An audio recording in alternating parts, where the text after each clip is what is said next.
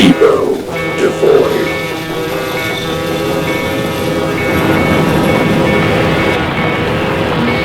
Depot devoid.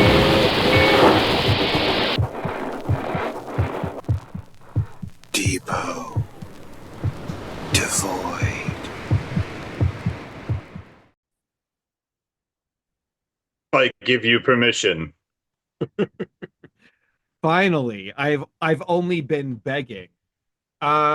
Hey, Ted, this is Depot Devoid. Who's Ted?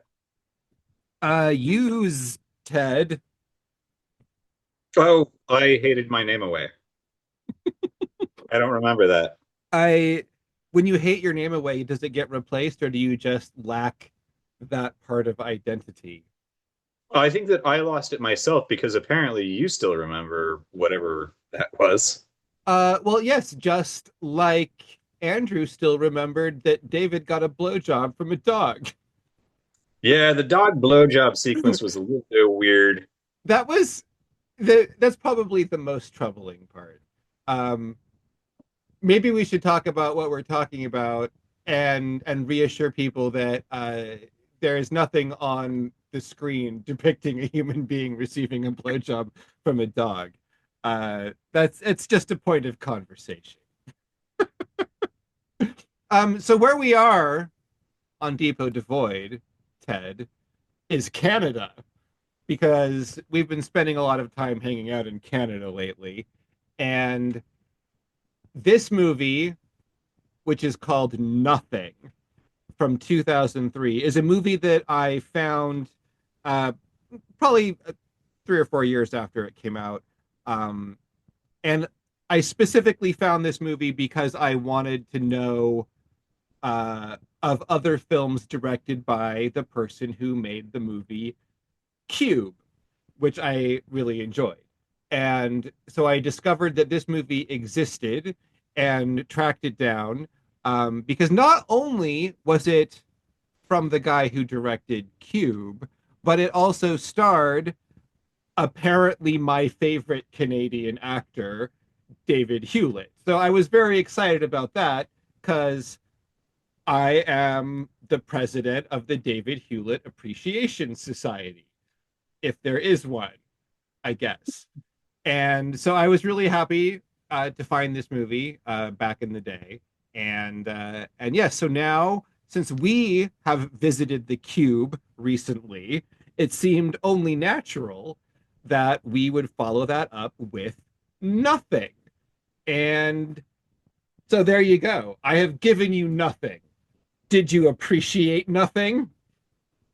Actually, yeah, nothing was pretty pleasant. And the lack of something, nothing is great. I really enjoy Nothing.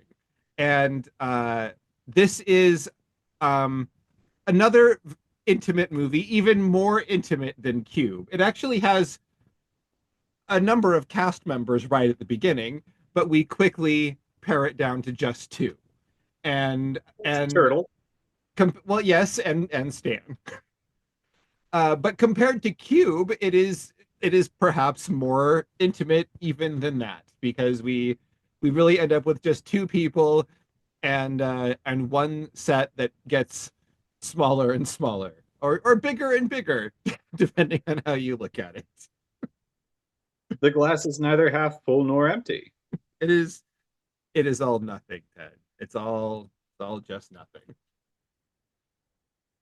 These are a couple of lovely little independent movies that I think very cleverly understand how to utilize their own resources. And I think they start with interesting ideas. I definitely believe that both Cube and Nothing began their lives as conversations between friends, probably between Andrew Miller and Vincenzo Natali, the director, and the guy who plays Andrew.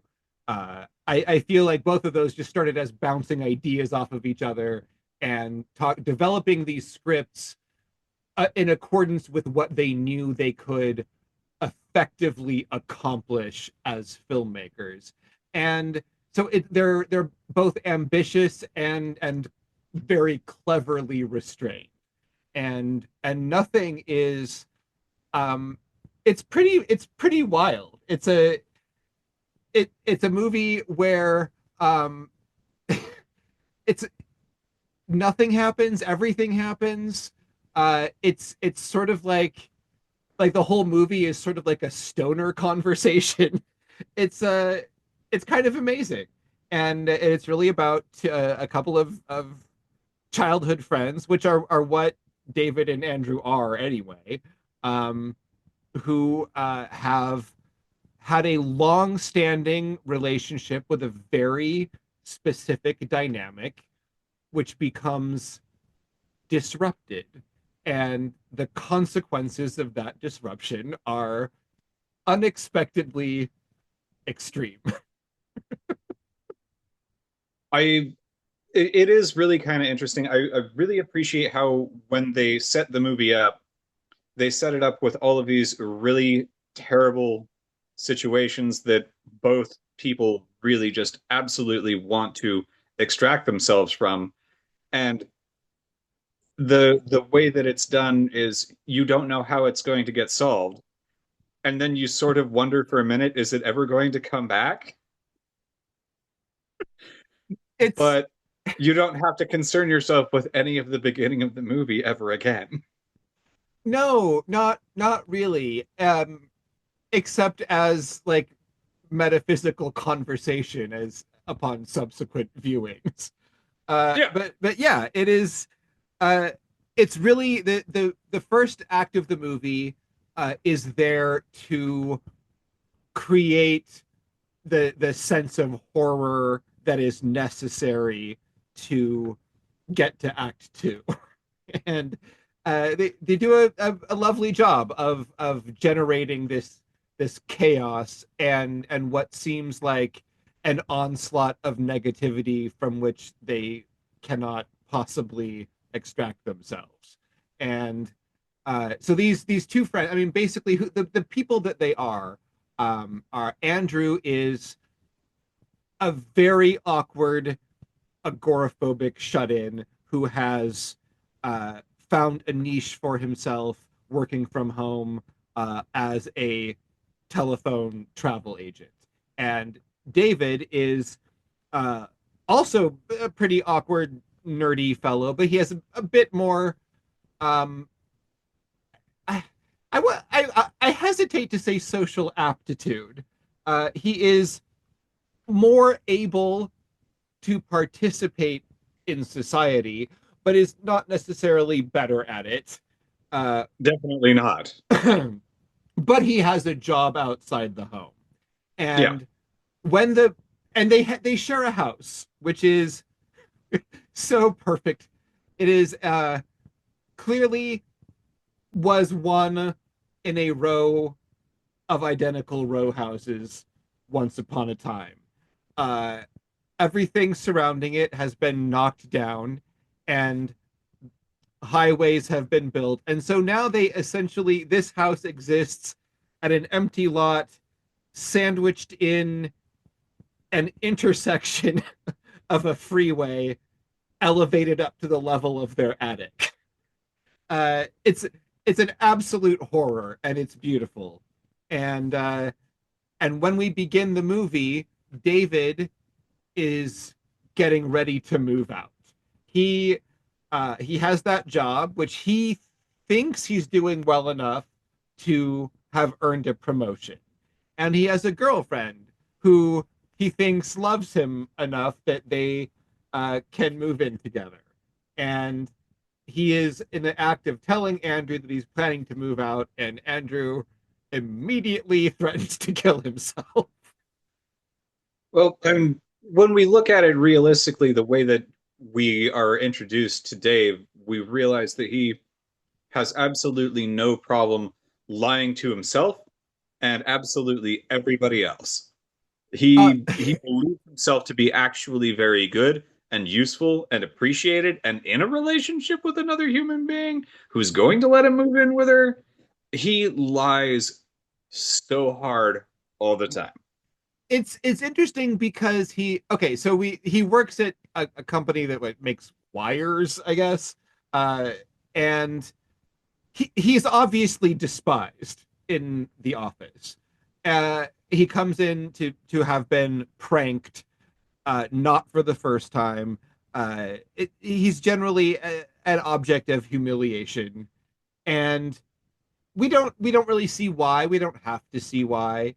Uh, we're left to imagine a lot of the details, but yeah, he definitely.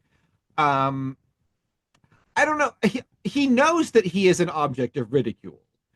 Uh, it is unclear how much of his attitude is a go along to get along kind of thing, but he is clearly the man that we get to know is so filled with bile that the work persona that we see it has to be at least partially manufactured. Oh yeah. But his life is just a never-ending torment. Uh, but when he gets called into the boss, thinking that he's going to get a promotion, he is instead accused of embezzling $27,000 in change. This is news to him, but everyone else seems pretty clear that he is guilty, and so he then moves on to the next stage of his plan, which is to talk to his girlfriend about moving in together, and then He's she's never talked to her about it. He just decided it was going to happen. yeah, it's fascinating, and this has to be the first girlfriend he's ever had, right? Like this, there's no way this could have happened before. Um, so he goes to see her, and she is just like, "Are you fucking kidding me, dude? I embezzled all that money from your job, and I am out of here." And he has to refigure those plans. And obviously he has nowhere else to go because nothing else has ever happened in his entire life.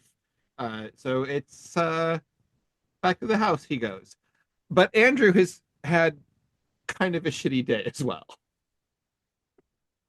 Yeah, his best friend has moved out on him without any notice of it, despite saying, "No, I'm pretty sure I told you a billion times." And says, "No, you take the trash out yourself." And this poor, unfortunate agoraphobe does try, in fact, to take out the trash, and he locks himself out. And then a Girl Scout or what I believe he Fireside Girl. did she say campfire girl or fireside girl or Something.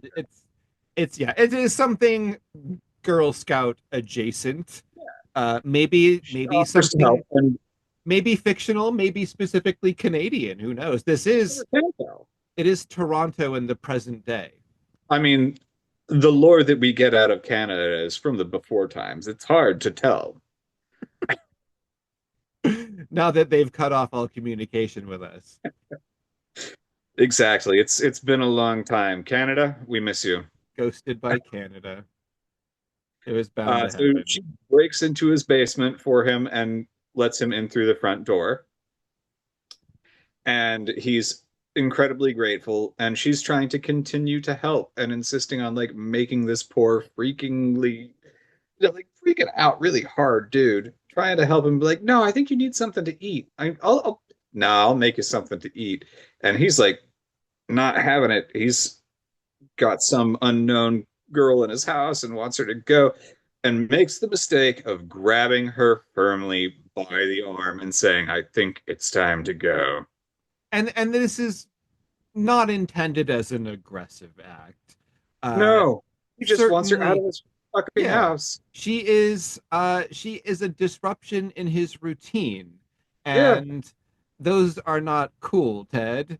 So he wants her to leave, and she does, but unfortunately, that is not the last that they'll be seeing of her.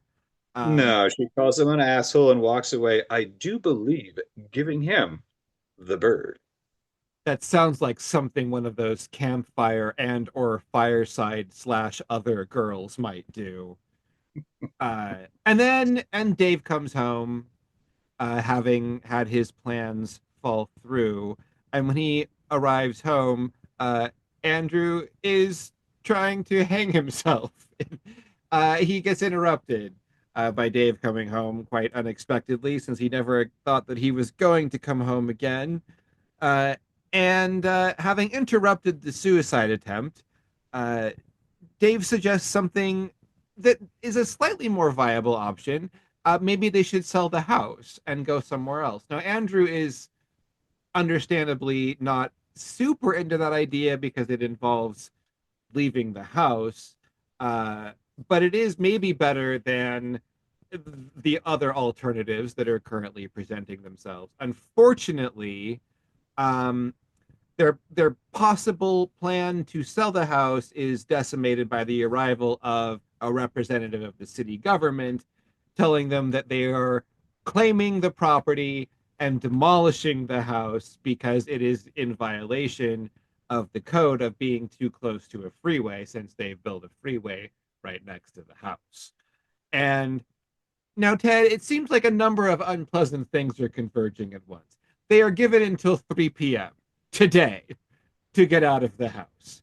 And as all of this is happening, we have the authorities coming to arrest Dave for embezzling $27,000. We have more authorities coming to arrest Andrew because the Girl Scout told her mom that he kissed her and also left a bruise on her arm. So he's been accused of something quite unsavory, which he really didn't do. And then the city authorities are telling them to vacate, and the construction crews are arriving outside to demolish the house, and the phone is ringing, and everything is very loud, and very unpleasant, and very threatening. And understandably, these two fellows who don't really get along with other people that well anyway are pretty fraught with this happening. And then Ted, it's sort of like it's almost like they just kind of hated it. Did you notice? Don't forget the tear gas. Yes, then inexplicably the tear gas, which is the least Canadian thing to happen in this movie. But there was a lot. There was a lot going on. We just had to have one more escalation. And then suddenly it stopped. They definitely powerfully disliked the situation. It was very unpleasant, and I don't blame them for not liking it. And sometimes if you really hate something, maybe that's enough. And it gets very quiet, and they go look out the door, and what's out there, Ted? Do you remember? Well, you could say it was white. Which, according to the President of the United States, is the very best color of all.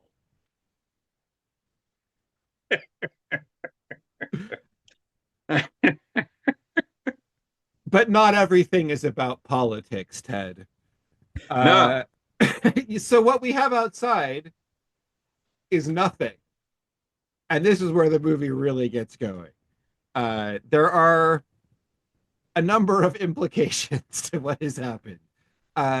We go outside and we are in what appears to be an undifferentiated expanse of gently glowing white nothingness. And the only thing that occupies that space is their house and maybe 3 feet of ground outside of their house, and a sort of scoop of ground beneath the house. And that's actually, I think, one of the more fascinating aspects of the movie, and one of the things that prompts me to wonder about the nature of the nothing. Uh, Well, there was the basement of the house. yeah, but see, it's still underground, but there's no ground in a visible sense. So my question becomes, so what exactly are we seeing? Because when they do venture out onto the nothing, the surface, such that there is a surface, is level with the surface of the earth that their house is sitting on. And then we can see the basement, which means we're seeing underground, right? So is all of the surface just clear? Now, see, you're forcing me to think about the question as to whether or not they hated away the entire of everything, but they couldn't hate away the membrane of exploration of the nothing. Now you're getting into a place where I probably need to be a lot more fucked up and probably on drugs to understand. Well, and that's why I feel like a lot of this movie is a stoner conversation. And that's how they arrived at a lot of their decisions. Because it feels like a lot of what transpires has the character of those kind of what if conversations. And that's one of the things that I love about the movie. I also just love the fantasy of it because um I I relate to the whole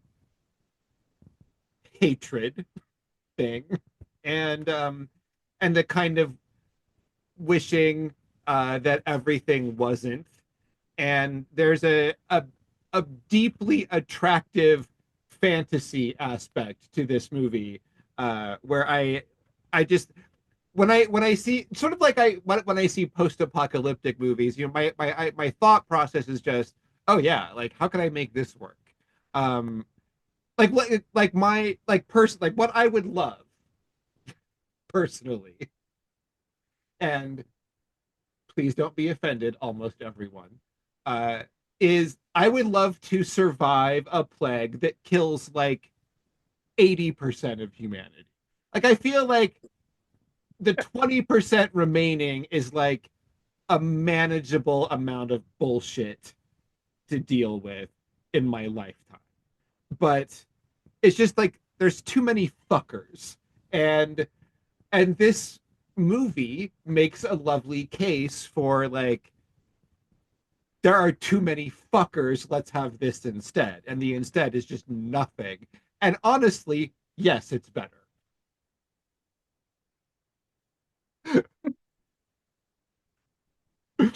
Uh but it's also okay, but for a sort of a this is not a post-apocalyptic movie, but the It's nature of not, things. or is it? Well, or yeah, or is it? Um, the Did nature they of hate things. everything else out of existence or just themselves? Well, and did well, and this is the conversation that I was forcing Bill to have earlier today. Um, okay, so No, actually, hold up. I'm not gonna let you so right now. I think I'm right about this. I think that I was looking at this movie the wrong way the whole time. Uh, I think that when I was assuming that they were hating everything else away, they're actually hating themselves away from everything else, and that continues to go on. We'll talk more about that later when I forget about what I just said.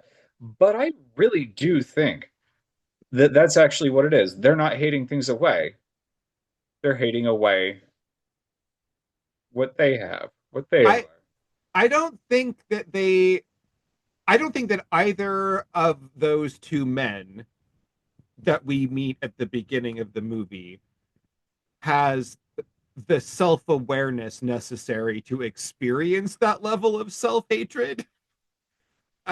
Particularly Dave, who, as you mentioned, is in a constant state of lying to himself. Yeah. Which I mean, you can argue that like somewhere deep inside, that the truth exists. But like, I accept the explanation that hatred of what was outside got them into this particular predicament. But I'm just not sure what exactly this predicament is. And uh do they like because one of the possibilities is okay, is if they hated everything away, does that mean that this nothing that we are now occupying is the blank state of the universe? It like if everything else was gone, is that what would be there? Is that the claim we're making? And Well, now everything is gone except their house? Matt, now we're going to have to enter that stoner conversation here. Or Mhm. did they wish everything away, or did they wish themselves into an other space? Or did everyone else wish them away as equally strong as they wished everyone else away?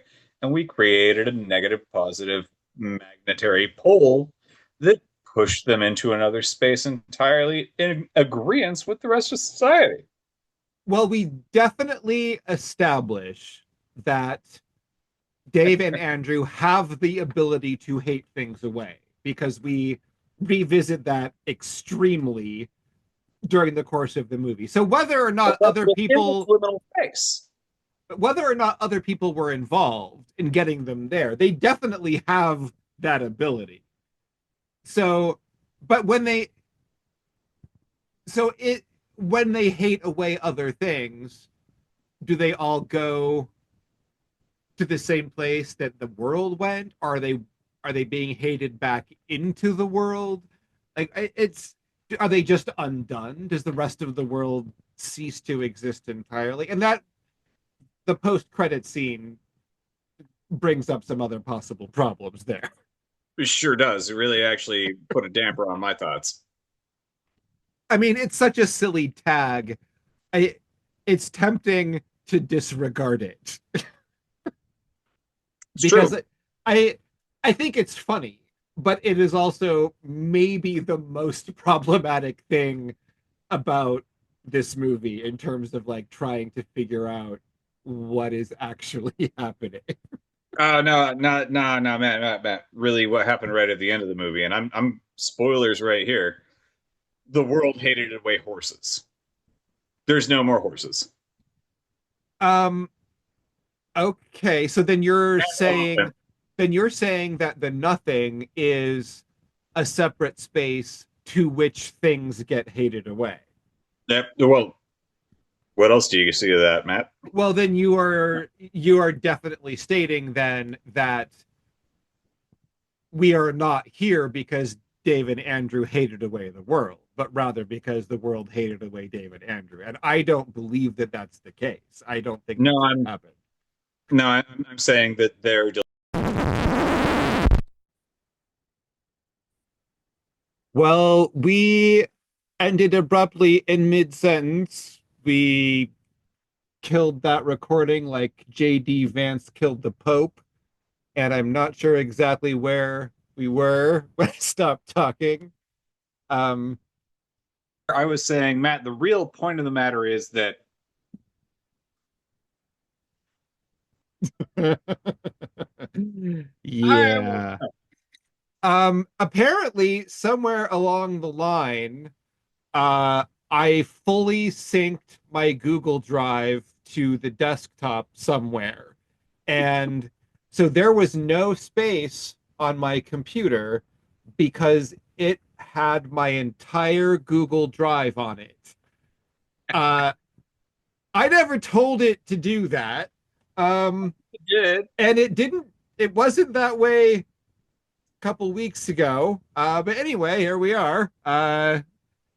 Working on fixing that problem.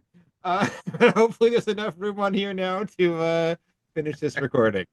That's Um, good. anyway, uh, we were talking about nothing and perhaps about the nature of nothing, the nature of hatred, of human relationships, of The joys of solitude, shoes and ships and sealing wax and cabbages and kings. What do you think about nothing? You know, the more I thought about it, the more I disliked the idea. of of nothingness as a solution to your problems? Yeah, and the possibility of hating away or also have been hated away, which I mean, I still am going to say I think that they were hated away into this little box just as much they hated themselves into that little box. It could have been a confluence. But I really don't like the idea of I mean, I can absolutely despise people, but that doesn't mean that I don't want their existence to be a thing. Well, and If that's they've affected me and caused me to be where I am, why would I want them to go away? Because if I allow that, then I might lose something that is part of myself. well, and again, we're not given. I mean, we see the explanation for what happens in this movie through the eyes of uh, two guys who are not necessarily prepared to explain a strange metaphysical event. So we're just sort of relying on their interpretations of what they see, and again, the movie suggests that they hated everything away. And certainly there is evidence presented that it is it is their hatred that causes change to occur. We Sure. don't actually know for certain that the world has been consigned to oblivion and that people no longer exist. Certainly the fact that they still have cable and electricity implies that in some sense the world that we understand still exists somewhere in relationship to this space that we are currently in. And I will make a small argument about that right now. okay, do it. So we do have cable and we do have the ability to watch TV and play video games. But you know what and correct me if I'm wrong here, only seen it once. Do we ever hear the phone ring again after they have gone into the nothing? I don't think so. And the phone is ringing when they are going into the nothing, and it's one of the things that stops. Yes, and we know that Andrew absolutely hates the phone and having to deal with people from his job. Yes, and we And like TV. yeah, we like TV, we like our video games. We don't want those parts to go away yet. I think it is definitely their hatred which catalyzes the events. But I think that the nature of those events is definitely up to interpretation. However, the way things unfold, it is very clear that this is not merely this is not merely a matter of changing location, uh, because the rules of living are not the same here as they are in our world as their bodies unravel toward the end of the movie. That they're not normal anymore. This isn't just our house moved into irregular space. This is a strange place where things aren't the way we're used to them being. But I again, that little tag at the end kind of undermines a little bit of how I interpret what we see. Yeah, I mean it's with this one in particular, I found it a little bit difficult because all the scenes that were happening were kind of pertinent to the movie, but to really like tie it into conversation about it is a little bit difficult and overwhelming because they spend a whole lot of time just going into all the details on what everything is that they're hating away um to make themselves feel better, like Dave and his dog blowjob party. And just Andrew and all the stuff that he's constantly trying to lose until he gets to the point where he's like, no, I don't want to forget that. It's like Cube. Uh, Nothing uses an unusual set of circumstances to explore conversationally uh, interpersonal dynamics. And in this case, it's about, I mean, we see these sort of two loser guys who have spent their whole lives together, and we see what their friendship has become, what their lives have become, and then suddenly they are yanked out of those circumstances and placed in stasis where they really, there is nothing for them to be distracted by. There is nothing to examine except ultimately themselves. And so inevitably that gaze kind of turns inward. They explore their environment to the extent that there is an environment to explore, but there's nothing. The whole time that we're there until the end, we never see any evidence of anything within this white space besides these two people and the home that they arrived in. Yep. And so ultimately they are just left to examine each other and themselves. And so as they realize that it is their ability to hate things away that has brought them here in whatever way they got here, they start to use that ability in less obvious ways. The first one that we see after they start hating objects away is they're nervous naturally about the fact that there is no food here. And so they hate away the hunger. The need for food is gone because they hate that away. And that's a little different from hating away a ticking clock. It implies that there is something a little more to this place. And that's when they start experimenting with memories and hating away formative memories that have made these two men into the people that they are. And as they hate away those memories, they change. And the most significant change, it's interesting because David, he becomes maybe a little bit better, like a little bit better adjusted, but he is really kind of the same guy. He's kind of a shit, you know, but he's more or less comfortable with that. Whereas Andrew starts, he hates away what are not thoroughly explored but heavily implied to be memories of abuse. And as he hates those away, he becomes a different person. And whereas Dave just became kind of like a more comfortable version of himself, Andrew became a different person who had a better, more realistic perspective about the nature of his relationship with Dave, and kind of realized how he had been maybe exploited, how he had been maybe utilized by Dave, and that kind of changed things for them. And that's when things started to get a little weird, and yeah, and get to where you were talking about, where ultimately like Dave kind of realizes, even when they start fighting, that he can make that stop by just like hating away the thing that he's mad at, and then he's not mad anymore. And Andrew is like, no, I want to remember that you're the kind of person who would abandon his friend. Like he suddenly realized like wait a minute, like you were gonna move and you were just never even gonna come back. Like the only reason you're back here now is because your girlfriend turned out to be using you. And if it weren't for that, I would have never seen you again. And fuck you. And things start to get a little severe at that point. It goes downhill from there, folks. Very quickly, in fact.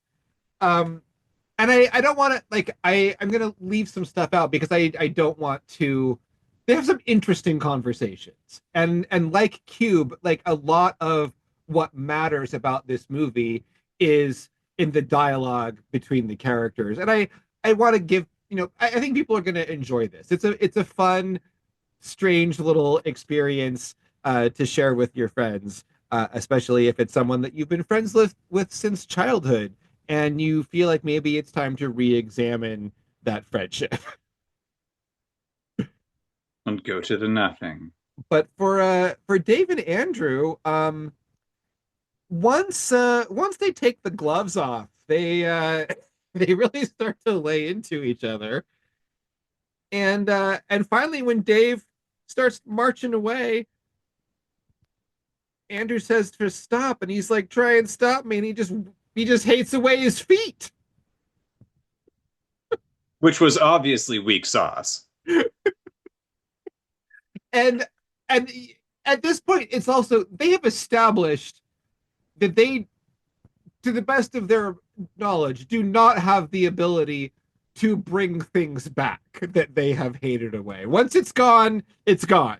Because they tried to bring back food, and there was none to be had. So he hated away Dave's feet, and he knew what was happening. And then they just turn on each other, and and these men just get smaller and smaller, Ted. Until they're just a couple of bouncing heads. Yeah, and this is a very fun little rivalry, and at the point where they are just heads, and finally one of them decides that he's just going to end it all and hate him away entirely, and it's not possible. And this is interesting because the conclusion they come to is that they are unable to take the final step because deep down inside they don't truly hate each other, which validates the hatred of every other thing they have hated away up to this point, but they can't hate away each other fully into oblivion, and so eventually their heads have to make up. And they do. Because they were best friends after all. And they saw they're like they've hated everything away. There is nothing left here except their heads. Nothing else, no objects, no place to go, no destination, just the ability to bounce and be heads. And at this point, they just decide that is enough for them, and they bounce off, and it's sort of strangely sweet. And then the credits roll, and then the weird thing happens. And so I watched this again today, and so I sat and watched. So after the credits, we cut back to Dave and Andrew's heads. They're still just heads sitting in the nothing. Except now they have much longer hair and long scraggly beards because they've been heads for a while, and they're sleeping, and it's very peaceful. And then there's a really loud sound, which sounds kind of like a gunshot or some other sharp retort, and they wake up, and he's like, "What was that?" And then there's another. I can't remember what the second sound is. Then there's like what sounds like a baseball bat hitting a baseball, and then a crowd sound, like a crowd in a stadium, and there is a stampeding animal noise, the sound of an elephant trumpeting, and a horse whinnying. There's probably other shit in there too, but those are the ones that stand out. Oh, I remember the second sound. It's the sound, I believe it is the sound of a large creaky door opening. That's what I thought it was. Okay, so yes, loud noise that wakes them up, creaky Which door I thought opening. was a bolt opening on a door. Could be. Creaky door opening, sounds of maybe a baseball stadium, and an elephant and a horse. Maybe it's a gladiator fight. I don't know what the fuck is going on, but it certainly seems like new things are arriving in the nothing. And We are given no idea as to what that could possibly mean. I don't know what the implications of that are. I don't know if it actually contradicts anything that came before or just adds to it. Because we don't know. We know nothing. I mean, I still don't know where their extra facial hair and head hair came from, if there's nothing for it to have come from. I mean, they have heads and faces. Yeah, but they hated everything else away. So where does the new come from? It's just that's the way heads and faces work, and they like it that way. So they didn't hate away the ability to grow facial hair. I All don't I'm fucking saying is know. I probably need to get really high in order to actually dive deeper into this one. I And yes, I'm not going to do that right now. right, but I would 100% recommend people. Yes, this would be a great movie to just like get really stoned and watch with your friends and have a really weird conversation about what the nothing is, what it isn't, what you would do if you were in the nothing.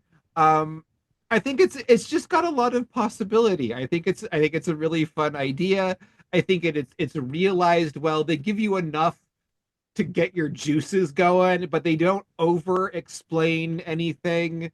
Um, they even and they hit the obvious thing, like, are we dead? Like they do ask those questions. And I think that one of the nice things about this movie is that, like, if you want to oversimplify it and be that person that's like, they're dead. They died. Like, you could that's fine. Like, you could say that they're in purgatory and that's what the nothing is, and that this is the purgatory in which we spend a certain amount of time before moving on to the next stage. And that's a stupid answer, but the movie doesn't deny it. It doesn't deny you the ability to apply like that specific view of the afterlife on this movie if that's what you want to do, like a loser. But it's much better to wonder what the fuck is going on and what's that shit coming in at the end. Did something else get hated here? Did they finally love something? Did they dream it into being? What the hell is happening at the end of this movie, Ted? Matt, I honestly don't care how they're going to try and deal with that one because it's not at all what I would do with it. Well, what are you gonna do with it? Okay, so what was it? 10 years later? Was that what they said? I don't even know. Yeah. It's a while. X number gone. Whatever. I am a sentient head in a space of nothing, and I have wished away, hated away everything, and now there is new material coming in. Obviously, there's been a little bit because my hair's grown, my facial hair and my head hair. I am appropriating something from this nothing. Something, some little leak is coming in here. And now a lot is coming in. And I know that over the course of these unspoken years, I have been able to incorporate into my being some of this bit that is coming into this universe. There's a lot coming in now. I'm going to exercise my dark wizard powers and I am going to become everything of the nothing. And next time I hear that door open, I am going to get out there and I'm going to fuck shit up. I am It definitely does seem like they maybe they gave up too easily when they were trying to make something appear. Uh and we never revisited that topic. There's also the fact that, like, maybe because we all know that matter can neither be created nor destroyed. It's converted. Mm-hmm. And so maybe the problem was that they were trying to make food appear rather than to turn something else into food. Similarly, um, when we look out into the nothing, we see nothing. But it the infinity of that nothing it could still be matter, in the sense that dark matter is out there. So maybe the things that they are hating away are not being destroyed so much as converted into nothing. And then that same nothing is being converted into the keratin that is growing out of their scalps and faces. So that All of these things are going to happen and be perfectly well explained in nothing to the somethinging. the somethinging, oh, that is, I am fucking on board for that. I I truly hope that Dave and Andrew come back to reprise their roles as battling wizards in nothing.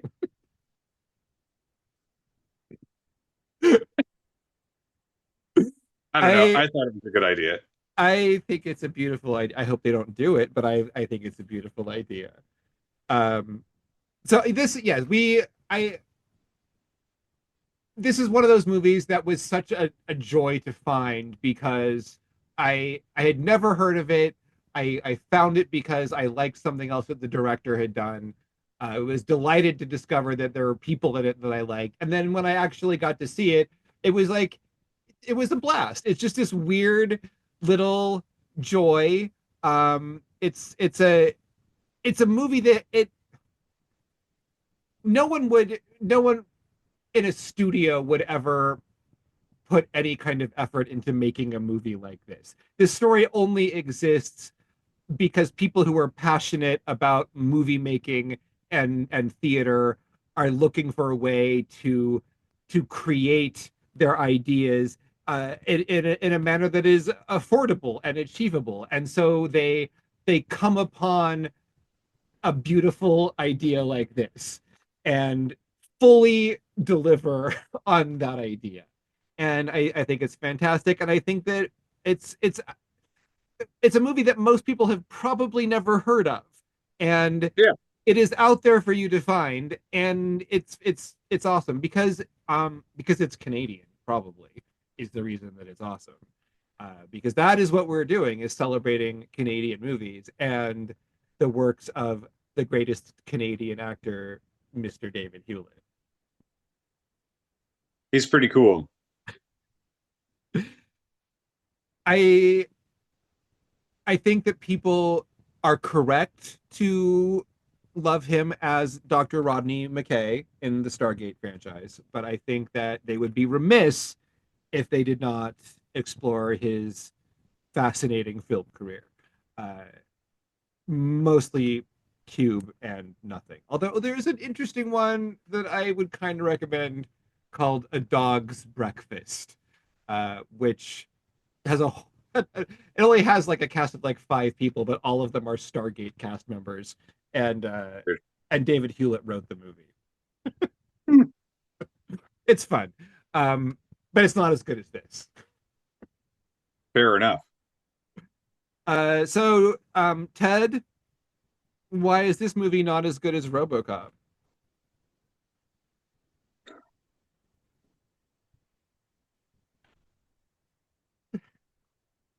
Because the hating away was far less entertaining than the really gratuitous violence of the blowing away of Murphy's limbs. Can you imagine if during that opening scene in RoboCop, Murphy got so mad that he just hated them all away, and then he was in the nothing, but like he didn't have any limbs and he was just gushing blood. He just Well, like I had mean, didn't he hate away the dad from that 70s show right at the end? I mean that's one way you could describe it. So, Matt, what's this movie actually about? This movie is hmm this movie is it's about so many things because it is about this relationship which becomes increasingly complex, but I think that the most important series of events in the movie uh, is when Dave is hating away the memories of things that make him mad, and Andrew is deliberately holding on to the memories of things that make him mad. And it's about the fact that neither one of them is really right or wrong. I think this movie is more about how very different these people are, and maybe how very different we all are. But you know what? At the end, they can really put their heads together and have a meeting of the minds. Fair enough. That's all I got. No, I mean I guess this movie is in the way that a lot of sort of like indie movies are, or it's about the human condition. It's a wonderful attempt to explore interpersonal relationships in a way that is more interesting than it is straightforward, but also gives the characters an opportunity to have really straightforward conversations about their emotions and their relationship. It's fascinating. It's like as heavy-handed as like original series Star Trek, but also like somehow it's like a little bit elevated from that. I don't know. I love it. I will watch this movie several more times and get something new out of it every time. I think it's fantastic. It's great. I guess that's it for now. Are we moving on from Canada? If we could always revisit Canada at a later date. It's true. Until we all are destroyed. Yes, this will give us a little 5-episode run of Canadian joy, and then maybe I know you were talking about doing Rebo the Genetic Opera. Yes. Maybe we do that, and Hedwig and the Angry Inch is like a 1-2 punch of like weird offbeat musicals. I would love that. All right. Well, I hope that I have enough space on this computer to convert this recording. We'll find out soon enough, Matt. And hopefully I will get it all sorted before next time. I love you, Ted. Thank you for nothing. I love you too, Matt. Thank you for nothing. And listeners, thank you for nothing too. Thank you for nothing. And one final note. May your enemies' dicks be bitten off. Yes, may they. Farewell, listeners, until next time. Oh, Canada.